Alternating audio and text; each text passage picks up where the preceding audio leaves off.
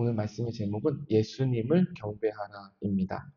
우리가 이제 오늘부터 요한복음을 피고 요한복음을 읽어갈 거예요. 그런데 우리가 성경의 새로운 책을 열 때마다 꼭 한번 던져봐야 할 질문이 있습니다. 하나님께서 이 책을 왜 나에게 주셨을까? 하나님께서 이 책을 어떤 목적으로 기록하셨을까? 잘 들어보세요. 성경책에는 복음서가 4권 있어요. 마태복음, 누가복음, 마가복음, 요한복음. 이 4권 모두가 다 예수님의 생애와 십자가 사역과 부활을 다룹니다. 근데 이 4권을 왜 똑같은 4권을 주셨을까? 이렇게 생각하면은 복음서가 각기 다른 방향에서 비추는 예수님과 하나님의 사역을 놓칠 수 있어요. 특히 하나님께서는 우리로 하여금 예수님의 다양한 모습을 보게 하면서 하나님의 구원 역사의 그 깊이를 체험하게 하십니다. 특별히 요한복음은 목적이 아주 뚜렷합니다. 요한복음 마지막 부분에 20장 31절에 목적이 나오는데 제가 읽어드릴게요. 오직 이것을 기록함은 너희로 예수께서 하나님의 아들 그리스도이심을 믿게 하려 함이요. 그러니까 요한복음이 기록된 것은 우리에게 예수님이 하나님의 아들이시다. 예수님께서 그리스도 메시아시다. 예수님께서 기름 부은 자이시고 왕이시고 우리를 위한 구세주이시다라는 사실을 믿게 하기 위해서 요한복음이 특별히 기록되었다. 이렇게 쓰여있는 거예요. 그래서 누군가가 저에게 만약에 목사님 성경책 어디서부터 읽어야 될지 모르겠습니다. 그러면은 저는 요한복음부터 한번 읽어보세요. 이렇게 추천을 합니다. 그리고 또 누군가가 목사님 제가 신앙생활 참 오래 했고 성경책 여러 번 읽었는데 요즘 좀 신앙의 권태기가 왔습니다. 이런 분이 계시다면 저는 또 요한복음을 추천하려 합니다. 왜 그러냐면요. 어떤 신학자가 이렇게 말했어요.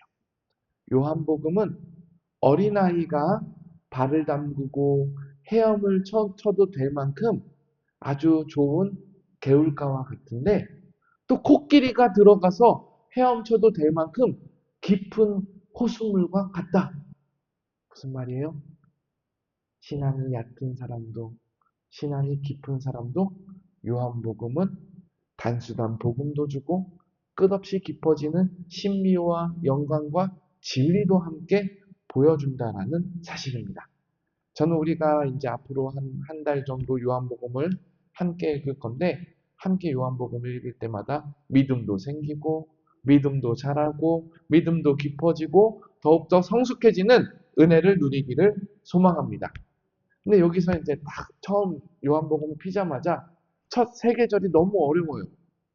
태초에 말씀이 계시니라. 이 말씀이 하나님과 함께 계셨으니 이 말씀은 곧 하나님이시라.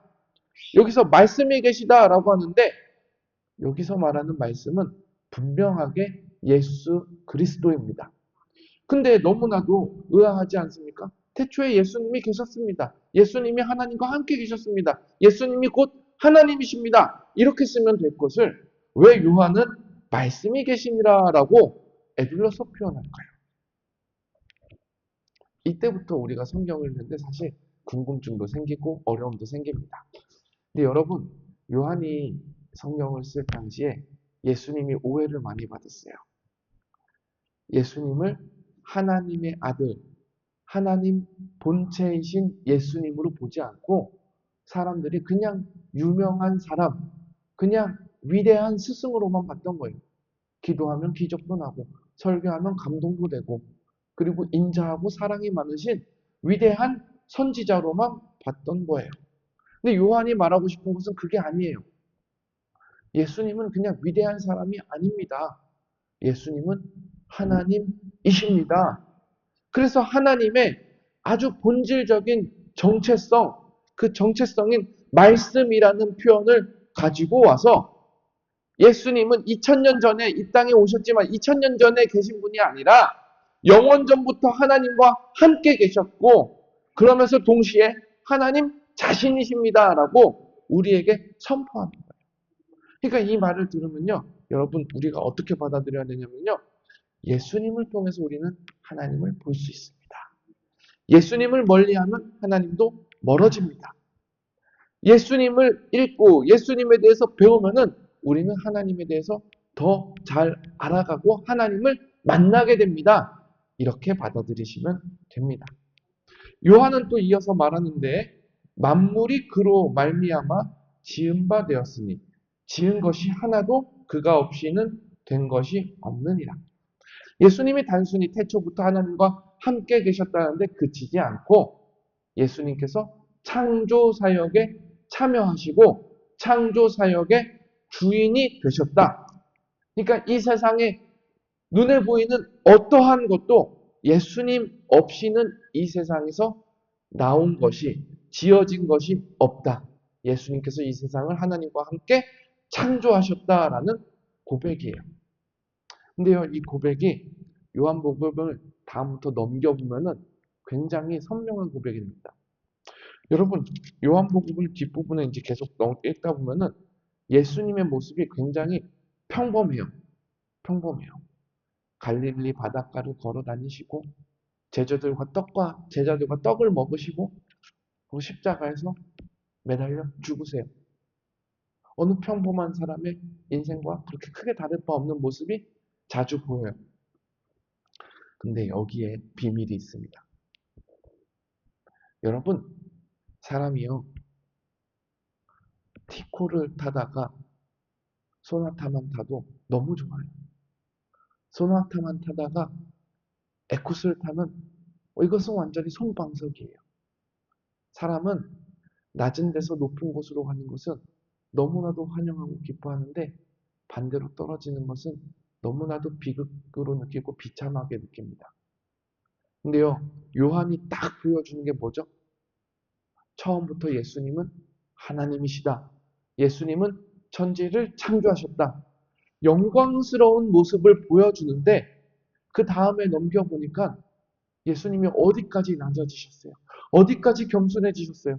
우리와 같은 모습으로 겸손해지고 우리와 같은 모습으로 나타나셔서 우리를 섬기시는 분이 바로 예수님이시다. 이 사실 앞에서 정말로 우리는 한 가지밖에 할 수 없어요. 예수님을 위해서 뭐를 하겠다. 그거 다 내려놓고 딱 한 가지밖에 할 수 없어요. 예수님 감사합니다. 하나님의 아들이신 예수님을 찬양합니다. 나를 구원하신 예수님을 예배합니다. 고개를 숙일 수밖에 없습니다. 얼마나 위대한 사랑입니까? 얼마나 위대한 겸손입니까? 사랑하는 여러분, 이제 우리가 내일부터 요한복음의 한 챕터 한 챕터를 읽어 나갈 건데 오늘 이 새벽에 우리가 이 말씀 앞에 한번 서 봅시다. 살아계셔서 역사하시는 하나님께서 예수 그리스도를 이 땅 가운데 보내주실 때 우리의 이해와 우리의 무지를 넘어서 하나님을 보여주셨습니다.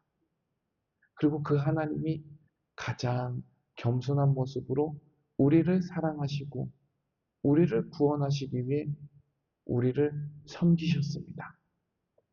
오늘 예수님을 바라보고 예수님을 높이고 예수님을 경배하는 하루, 이 새벽에 기도의 시간이 되기를 주님의 이름으로 축원합니다. 우리 함께 기도하겠습니다.